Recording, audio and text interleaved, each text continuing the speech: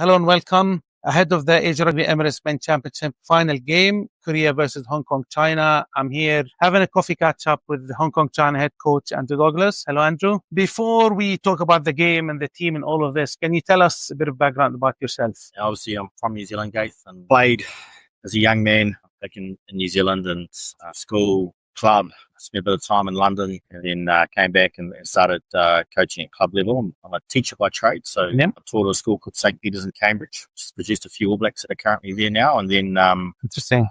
When my kids got to an age where they were a bit more independent, I took off to Italy to start my professional career coaching in Italy. And then did a year there and then got a call to see if I'd go to Toyota in Japan. So I spent a year at Toyota in Japan and then set up Old Glory DC in the States in MLR.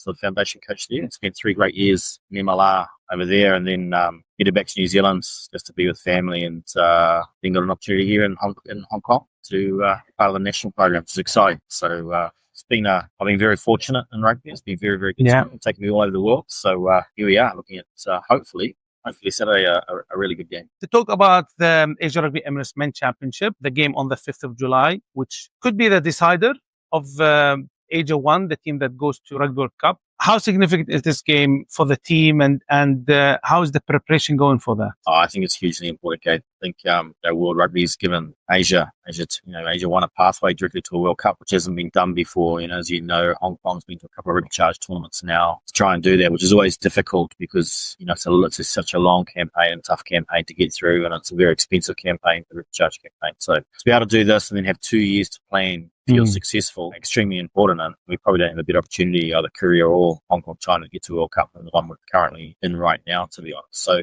both teams will be trying to take advantage of that. Yeah, absolutely. So you come in as reigning champion. You were involved with the team last year. Is this campaign different from last year? Yeah, I guess it is, obviously, because there's a lot more on it. Okay? We really enjoyed last year's campaign. We've probably gone a little bit longer. We've brought a small group of athletes in full time. Yeah. And our sevens athletes have been available to us this year, which they weren't last year, just due to how Jalajel worked out for Hong Kong, China. We've been able to now have our sevens players available to us at an earlier stage, which has certainly been of benefit to us to have the better players from Hong Kong, China available fully throughout this campaign. So the boys certainly enjoyed it. It's been an intense campaign, and you only get 3 games, so it's pretty short and sharp. So you spend a lot of time training for 3 games, to be honest. But we're excited. It's been an exciting campaign. I want to say there's so much on it. Would you make further changes to the program? Look, if we were successful on Saturday, and there's still, it's a big challenge to get through first, I think we'd have to. You can't go to a World Cup as an amateur team, I don't believe. So we'd have to invest in that program. Look to invest in around 35 players, look to invest in depth throughout Hong Kong, China. Obviously, as you know, Ghaith, we have a lot of players who are born in Hong Kong. They go to their schooling in Hong Kong. They leave to go back to university back in the UK, New Zealand, Australia, States. So looking to, those players, see where they are in their study career, and they come back before 27 to prepare who's available. We have a couple of players based in URCs and premierships in England, born and raised, but taking their careers over there. So we look at those, but I think it'd just be more about what the best we can do for our program resource-wise, making sure we're getting better competition. So we're actually raising the level of our game as well will be really important, I think. So working with the likes of Japan to see if we can get competition there, any other neighbours that we could get time with before we go into international windows. So we've spoken about the team. So hopefully if things goes well on the 5th, you would basically look to bring more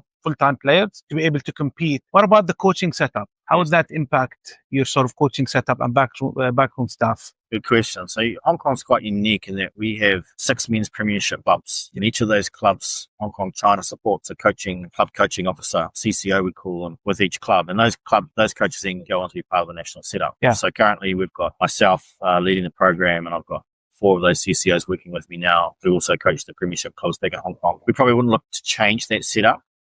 We may look to add bits and pieces. One of those CCOs is heading back to the UK with family, so we'll look to bring someone new into that particular position. But at this stage, we're pretty stable around that coaching area. We've got a good coaching group. They're young, keen. Good S&C coach, again, young and keen. Doing a really, really good job. We bring the odd consultant in just to tick and cross and make sure we're doing anything we need to do to give us feedback on our programs. But I think we'd probably keep that same model, Ghaith, going forward around those coaches. So we have a forward defence-orientated coach, a back attack-orientated coach, we have a collision contact type coach, and then we have a set piece scrum coach as well in that group. And so we probably won't look at this stage. We may modify roles a little bit, but personnel we probably won't change. things go well on Saturday, what sort of a roadmap would you have going into? You've already mentioned the international windows. Yes. So what would you be looking to do from, let's say, 5th of July 2025 up until you play in Rugby World Cup? So that's that becomes, obviously you've got 2 years to plan. Then I think the World Cup's September, October 27. So Yeah, roughly correct. 2 years to plan.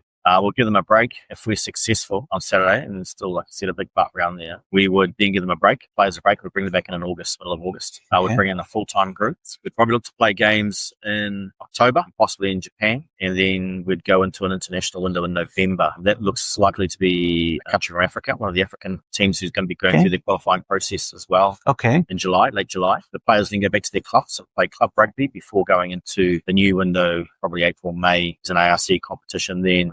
If you qualify for the World Cup, you go into the Nations Cup in July. So ARC, I think, has been moved to June. Nations Cup would go July. And then World Rugby is also providing a Nations Cup in November. It'll be a 3-test series against 3 different opposition. Same in July, a 3-test series against 3 different opposition. That's November 26th. That's correct. So it'd start July 26th, go through to November 26th as well. So you'd have 2 series in it. So we've got to look to bring, our club game probably doesn't get us right for international level rugby. Okay? So we'd look to try and bridge that gap, maybe teams against J-League type teams and other international fixtures of that standing, I think, try and bridge that gap. So 2 years sounds like a long time, but as we know with rugby, it's not. We've got young players that haven't played a test match yet that could well be playing in 27. So we have to look to build that depth in certain positions. So we've started that planning obviously a long time ago, where regardless if we make a World Cup or not, we need to keep building our depth, keep building quality of players. So it's just, we're going to have to look at capping those players, giving the experience of international rugby for them to get better. So going into the weekend, we've spoken about sort of a 2-year plan, but going into the weekend, what sort of your key focus areas, without giving too much? What would be your key focus areas now? I think defensively, we've got to be really well connected. Korea, we know, are dangerous. They can score tries.